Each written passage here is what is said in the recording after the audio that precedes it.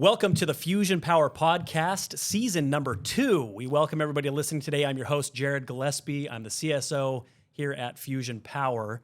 With me today is one of my good friends, Jason Gallagher. He is our Chief Operating Officer. Jason, welcome to the show today. Hey now. 2023 was a weird year. Yeah. Quite a weird year. It was very interesting for the solar industry. We had a year where we had inflation higher than any time it's ever been in my life, right? And it really affected our markets quite a bit. And we saw some pretty significant financing challenges that affected the world, honestly, but affected our industry quite a bit. And as an intro, I want to kind of just talk about how did it affect us in sales, how did it affect the FinCos themselves, and then how did it affect EPCs. On the sales side of things, on the front end, when you have higher interest rates and all of a sudden these reps that are used to selling at 1.9 interest rates that jump up now to 7.99, that makes it pretty difficult. We see dealer fees jump through the roof. We saw APRs go up, and that really resulted in a difficult sales proposition across the board. Those high contract prices and high monthly bills, it made the deals less appealing. And I think that's one of the reasons we saw a fairly significant drop across the country in the solar industry this year. I'm glad that we were still up 30% year over year. We made some really good adjustments, even with that, and I think a lot of other companies did too. But that was tricky. The other thing, that sales had to do with all those interest rates going up, they had to get into a market that we haven't seen, for 6-7 years now, going back into the lease and PPA market. And, I think the companies that were able to adjust there were able to keep their volume up. And then luckily that we had several lending partners that came out with these zero dealer fee options that really helped, I think, keep the volume there and allow us to offer products that were appetizing for our consumers. On the lender side, on our FinCo side, they dealt with some pretty tricky times in 2023. Raising money was very, very difficult for them as lenders, as the investors for those lenders are looking at putting money into a fund. It's tough when they're looking at, if a lender was holding on to a tranche of accounts from the year prior with interest rates at, again, 1.9 or 2.5 or something like that, and they didn't get those sold off, raising money at from outside investors that are saying, look, I'm not going to, why am I going to buy this tranche from you when I can invest with somebody else at, 8.5%. And so I think those FinCos had a hard time getting more money to be able to lend out in 2023. And a lot of them became stuck. The other thing is just lending money in general. With the cost of capital becoming more expensive, installers had a hard time raising money to operate, and we saw, unfortunately, a lot of installers went out of business last year. Yeah, which is a tough thing. The other thing that led to, from our partners' standpoint that we saw across the board is when it's harder to have money to lend out. One of the biggest things that really affected our industry was getting rid of M1s or reducing M1s. And if you're new to solar, if you don't really know how it works, typically what will happen is an installer will get a new contract, we'll verify it, make sure that it's good, and then we send that off to the proper lender, and that lender is going to underwrite it, and they're going to say, okay, you're good, move forward. Now, traditionally at that point, they would give an advance to the installer, and that advance would be used for the installer to pay sales advances, to be able to buy their equipment, to be able to pay their account managers, so on and so forth, operate their business. But what we saw was those M1s went away, or they got reduced so small that these poor installers are like, we don't have any money to operate with. And we'll talk about that in a bit. The other thing is that this required our lenders to require faster timelines. They're requiring installers to get jobs PTO'd in a specific time period, and if not, they're automatically clawing it back. They're basically counting it as a cancellation, which made it very, very difficult. A lot of installers or a lot of lenders also had to drop many of their EPCs because they were slow. They just had to say, we can't do business with you anymore. We're not able to collect the way that we need to, or we've over-leveraged ourselves. We've given you too much money and we're not getting return quick enough. And so we saw a lot of that take place. And then lastly is just new EPCs trying to get approved for lending. Lenders are just saying, we can't do it. You're new, you don't have a track record, or your record's too slow. We just can't bring you on. Then on the third side, how did these interest rates affect us as an EPC or as an installer? Well, if you don't have an M1 payment, you're in some major cash issue, or you can be, right? Especially if you're doing any sort of respectable volume, because if you don't have cash, if you don't have money coming in, well, how are you supposed to pay those sales advances? How are you supposed to pay your installers? How are you supposed to pay for permits and designs and everything else that it takes to operate this business? And so, unfortunately, we saw a lot of companies basically outgrow themselves. They were not able to keep up with their cash flow or their lack of cash flow, and they had to fold in 2023. Those higher rates also make it harder for installers to get operating capital. If they're trying to raise money elsewhere, if they can't get it from the lender like they're used to, well, now they have to go to a bank, and that makes it very difficult. If now you're having to pay a much higher rate and now your payments are higher, that's going to hurt your cash flow. And then lastly on that, you look at the companies that have survived. It's going to be the ones that either did a really good job socking away a bunch of money going into that year, or the ones that have been able to figure out how to keep up with their cash flows. But as an example, for those that don't, with California and NEM3, you got these companies that are selling hundreds of accounts for several months leading up to the deadline. But then what happened? You've got a 5-month, 6-month delay trying to get them all installed. Well, you just spent all that money on your advances, on your equipment, and a lot of them just outspent themselves, and you had hundreds of accounts in a pipeline just go nowhere, just cancel and sit there in a traffic jam. And so it was a crazy year, 2023. Today, what I want to talk about, and that's a long intro, forgive me, but I want everybody to understand the scope there. We're going to talk about the importance of the speed of process. Yeah. Fusion Power's managed to be the fastest installer in Arizona. This is something that's really cool for a lot of reasons, but we'll show the info up on the infographic up on the screen here. Ohm Analytics, which is a national database, they have access to all of the permit times and all the utility PTOs across the country. And so they come up with these reports that show, where's everybody ranked, how many jobs were submitted or installed. The Ohm report shows Fusion Power right now, our average median install time, do you know what it is? 28 days. 28 days. Yeah. Now, what's really impressive about that's anybody that's been in the industry knows that that's absolutely fantastic. But what's even cooler about that is that the next best in Arizona is 39 days. Yeah. When you're looking at the top 15. Average on that is 46 days. So on average, Fusion Power is 18 days, almost 3 weeks faster than our competition in getting these jobs installed. So, there's a lot of reasons to have quick installs. We know that it makes recruiting easier. It makes happier customers. It brings in referrals. From an operations standpoint, Jason, and now I'm turning the time over to you since I've talked so long. There we go. Why did we focus so much to have fast turnarounds in 2023? Well, I think it's common knowledge that speed is currency in not just in our vertical in the industry, but just in general in construction. The ability to deliver your product fast contributes to a lot of other things that help your organization. You talked a lot about cash flow. The ability to turn around a project and actually get paid for it allows you to scale quicker. Ultimately, every construction organization has a cap on how much they can fulfill. A lot of companies don't want to talk about it. A lot of companies just want to say, yeah, no, you bring me 1,000 jobs, I'll do 1,000 jobs. At the end of the day, every organization has some type of limitation, whether it be cash, capacity, the ability to procure materials, store the materials. And so at the end of the day, the focus on speed was to increase that capacity. The quicker we can get a project in the front door and out the back door and just be done with it means the faster we could introduce another project into our pipeline. I think a lot of people are going to be hearing this and thinking, at least my assumption is, well, you're sacrificing a lot. Let me make something clear. You cannot prioritize speed unless you also prioritize quality. People just make the assumption that, well, that's, if they're that fast, there's no way their jobs can be, their customers can be happy, that their jobs are quality. I really believe the opposite's true.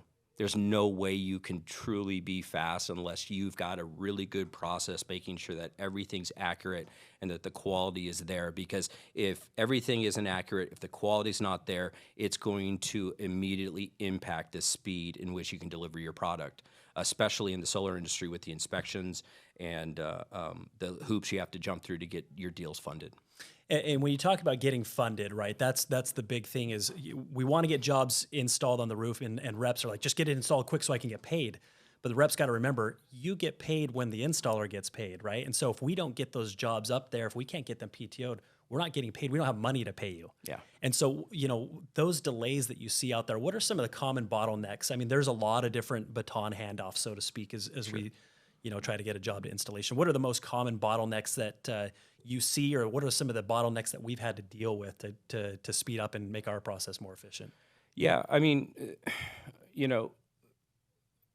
every aspect of every aspect of the process is going to have potential for bottleneck. We're very fortunate that there have been some major changes in the industry, specifically in 23, to alleviate some of those bottlenecks that we couldn't control. Solar App Plus made a big impact for us in 2023. And the reason for that is because one of our largest bottlenecks in our marketplace was the city of Phoenix. There was times when it didn't matter how fast you were at getting the job accurately designed. Once you handed that off over to the city of Phoenix, there were times where it was 45 days, 50 days, even up to 60 days. Them adopting Solar App Plus, allowing us to utilize that platform to get a approval, and then be able to get a permit and cut that down to 4 days on average, really made a huge impact. And I think that is one of the things that really impacted our ability to get that average down to 28 days. Internally, though, the things that we can control, we have a mantra here in the operations at Fusion Power, and what that is perfect plans make for perfect permit, and perfect permits make for perfect install. The less that you have to change a job, correct a job after you send it out of design, the quicker you're going to be able to get that job installed and paid on. And so what we did was we really looked at our design process, and we just accepted the fact that we're going to have to add some steps here. It might not allow us to get a design out in 24 hours, which I think a lot of people, they had that expectation. I'm in design. I expect that design tomorrow.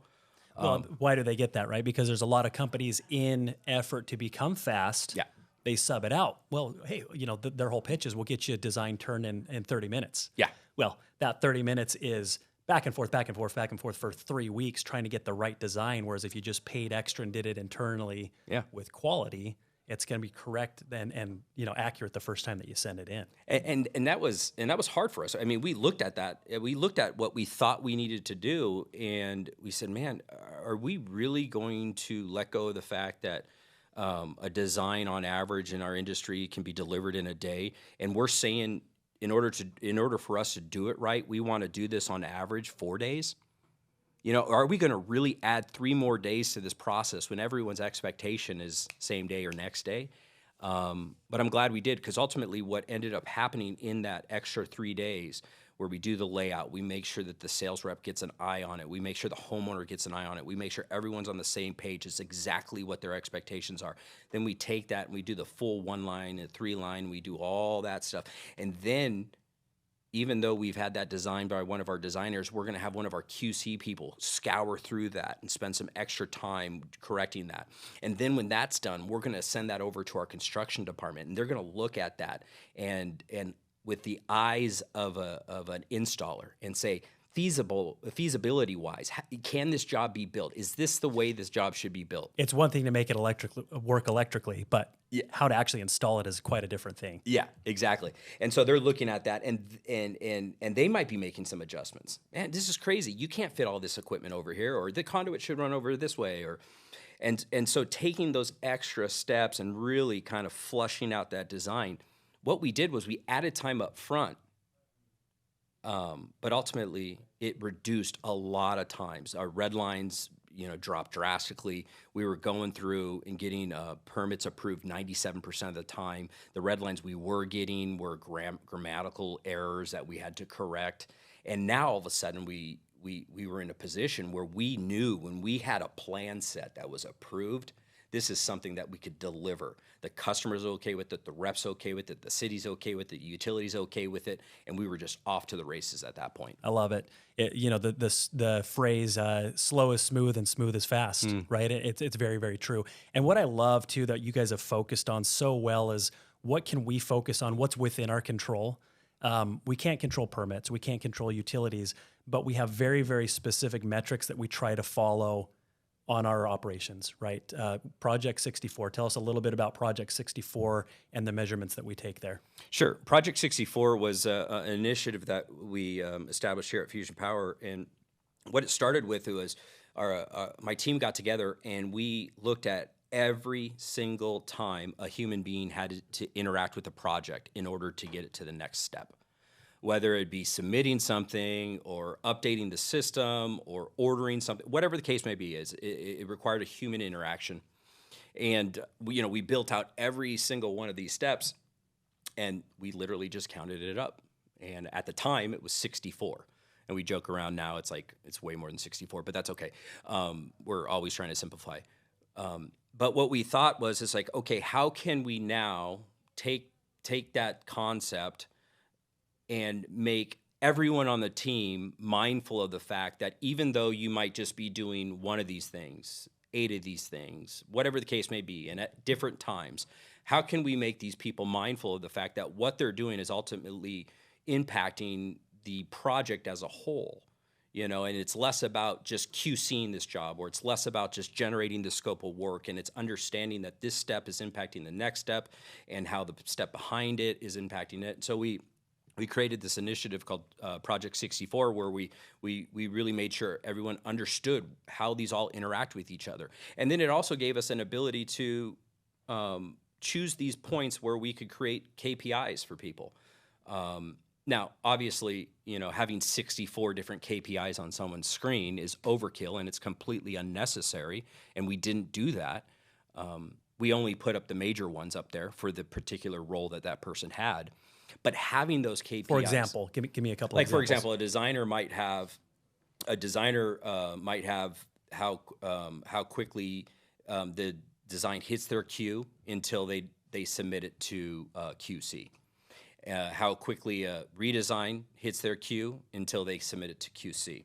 So they might only have 2 or 3 KPIs on his particular screen, but having all of those metrics in the system, all 64 of them, what it allowed us to do is when things were going wrong, when we're looking at design or when we're looking at site survey and we're saying, wow, our timeframes there have doubled, we can now zoom in on there and look at maybe 6 or 8 timeframes and realize, oh, you know what? We just saw an increase on sales submission to the moment it's assigned. That's where we're getting a real bottleneck right now. And then we can go dive in and look at it a little bit more and realize, oh, this person is now working an earlier schedule, and this person's now working a later schedule, which is now delaying the site survey an extra day, and we could solve those types of problems. So having those extra, points in the transaction and really being able to measure every single one allowed us to zero in on a lot of that stuff. Love it. So, how do you get your whole staff? You work with so many people. You have all the employees that are at our company. How do you get them all in sync, rowing at the same time? Well, first off, sometimes I feel like when people ask me that question, they're giving me way too much credit. Because at the end of the day, I know I thrive in leadership, and I thrive on processes, and I thrive on systems.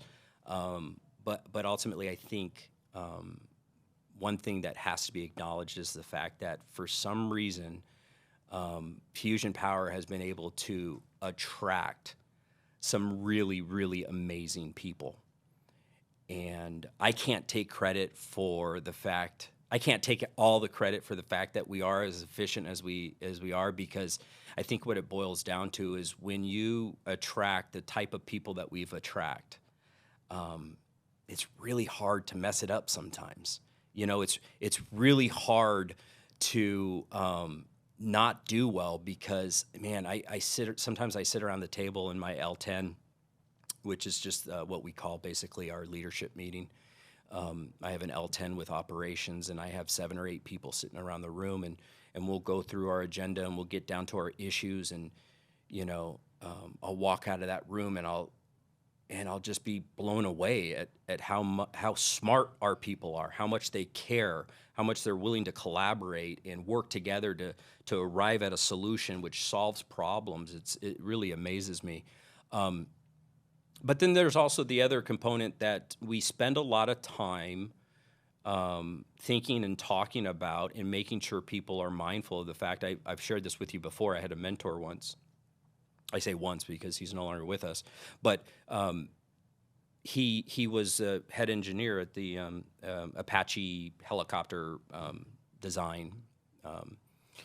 And you know, one time he was talking to me about how important it was for all of his people that were involved in his project. He gave me this example once. He said, I had to make sure that when somebody was drilling a hole, they understood that they weren't just drilling a hole.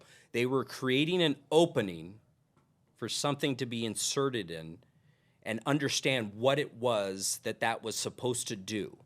And that really hits me, you know, to this day. You know, it's important we spend a lot of time, not just me, but every single one of my leaders on my team, that every single one of our people, no matter what they do, I mean, they might be working in the warehouse, and they just get a list of stuff that they're supposed to pick for a job in order for it to be ready the next day. It's important for every single one of my leaders, including myself, that person understands they're not just picking stuff off the shelf. They need to understand what it is they're doing and how they can positively impact that crew on the next day, or that customer, or that project, or that job. I love it. And it goes right along with our core focus of impacting others for good. And I love the focus that we have at the company, and I think we have a really good buy-in, and that kind of helps create that like attracts like, right? The people, the great people that you mentioned that we've been able to bring to the team, bring other people like that want to be impactful, that want to do amazing things. So hats off to you for you and your organization, what you guys have been able to do. Let me ask you one more question here. You know, we talked about the front end and overcoming those bottlenecks and making sure that the processes are smooth to get to install. But you've got to get it finished. You got to get it across the finish line and get permission to operate. How do we get fast PTOs? And I think you've already kind of hinted at it, but I want to make sure that everybody understands this, that it's not a second effort from install to PTO. That speed is going to be largely based on the front end process. So I'll just make sure that people catch that. Yeah. It helps when we had focused on perfect plans, make perfect permits, make perfect installs. But you're right. It's you know, a lot of people talk about how fast are your install times. We stopped talking about that. We said, you know what, if we stop focusing on our install time and we focus on the things that we can control and zero in on those 3 things, everything's going to take care of itself. So we shifted gears a little bit. We said, okay, what are the things we could focus on? There was 3 things we could focus on. How quickly we can get a project to submission. After a project makes it through and the permit's approved, and then the ball's back in our court. How quickly can we get that glass on the roof?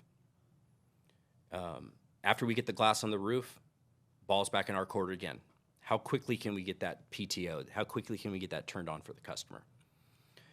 So when we shifted our mindset, we ignored install time and we focused on those 3 things. And ultimately what we did was we set out to do 14-5-20. Everyone understood 14-5-20, 14-5-20. When we said that, everyone was on the same page. They knew exactly what those 3 numbers were. 14 was how quickly we can get the contract signed on the kitchen table to it being submitted to the city. We wanted to do that in 14 days on a regular basis. 5, when that job was ready to go, we wanted glass on the roof within 5 days. That means we get a permit approved. That means the glass is on the roof within 5 days. And then 20, glass is on the roof 20 days from then, it's turned on. everyone was on the same page. Everyone knew those numbers. Everyone knew how their jobs impacted every single one of those timeframes. And so through that process, what ended up being developed was a QC process that was geared and designed to focus on that product, that project getting PTO'd. And so everyone had that mindset that was involved in developing that, and they were looking at it through a lens of, okay, the job's in. Well, number one, we better get somebody out there, and we better get somebody out there the next day. Mm-hmm. And so immediately we figured out, okay, we have to have the capacity in a QC department that's external from the install department in order to hit every single one of these jobs as soon as possible. Number two, if our mindset is to get this job PTO'd, when we're out on that job, we need that person to understand exactly what that job needs to look like in order for us to be able to submit it to the city and the utility to get it turned on. So now we designed a flow and an inspection for that person to really hit on those things. Ultimately, what ended up happening is those QCs are happening quick and accurate. And what's end up happening is it's evolved to something where that inspection is more stringent than any city or utility inspection that can happen. Because what we came to realize is if we stop the problem there, if we fix the problem there, if we adjust what needs to be adjusted there, then every single time when we go to those two other inspections, we're gonna just go right through. Stamp. Yeah. Right. Move it along. I love it. And I think that's one thing that's very unique to our company. I don't know of anybody else that does that, and it's been awesome. Last question, then we'll wrap it up. What are some of the things that you're focused on for this year here in 2024? How are we operationally going to continue to make sure that we're ready to face all of whatever headwinds are coming at us? Yeah. With whether it be interest rates like we've been talking about or anything else for that matter. What's the plan this year? Well, the plan is to continue to perfect. Right. One thing we are very cautious about is resting on our laurels. We were in a great position in 23 because as these things were happening, a lot of our responses was, we're like for example, a bank came to us and said, hey, just FYI, we're reducing this time frame from the moment you submit NTP and install funding. Now, if this isn't done in 18 days, we're going to claw back. And we freaked out at first. And I jump in, I pull all the historical data. I'm like, our average is 13 days. This adjustment's not going to affect us one bit. Being in that position was all the work we did before, the market changed. And so we don't want to find ourselves in a position where we're not trying to improve on something so that maybe in the future the market changes, and becomes even more challenging. We don't find ourselves in that same position where we say, hey, this won't adjust. This won't impact us. So that's number one. We're not resting on our laurels. We're finding out how can we be better, faster, more accurate, more quality. And then number two, I think we're finding ways to better serve our customer. And I think that's one of the unique things at Fusion Power is we do a really good job of understanding who our customer is. Don't get me wrong, the homeowner is very important. And at the end of the day, that person is the person that's buying the product that we're delivering. But what we do a good job of is understanding who our partner is, who our customer is. That sales group, that salesman, the people that we work with. How can we better deliver services to add more value to those people? If we do that, I believe that we'll continue to gain market share, which is ever so critical in our industry right now. Growth has slowed down a little bit. We need to get as much new growth as possible. But the companies that I believe are really going to thrive in 2024 are the companies that grow their market share. And I think we grow our market share by adding more value to our customers, which is our sales group, our salesmen, our saleswomen out there that are really out there just driving the industry. Excellent. Jason, as always, it's just great to have the insight. I love listening to the way that you think, the way that you attack problems with such positive energy. I'm just so fortunate to work with you, and I thank you for everything you do here at Fusion. Thanks, brother. Thank you all for being part of the program today. I hope that this was helpful for you. As you look into 2024, there's so many important things and facets of this crazy solar world. Make sure that your wagon is hitched to the right team, that you're with a company that can do the things that we've talked about today to make sure that your jobs are installed quickly, efficiently, and done the right way. We appreciate you being with us. Thank you, and we'll see you next time on the Fusion Power Podcast.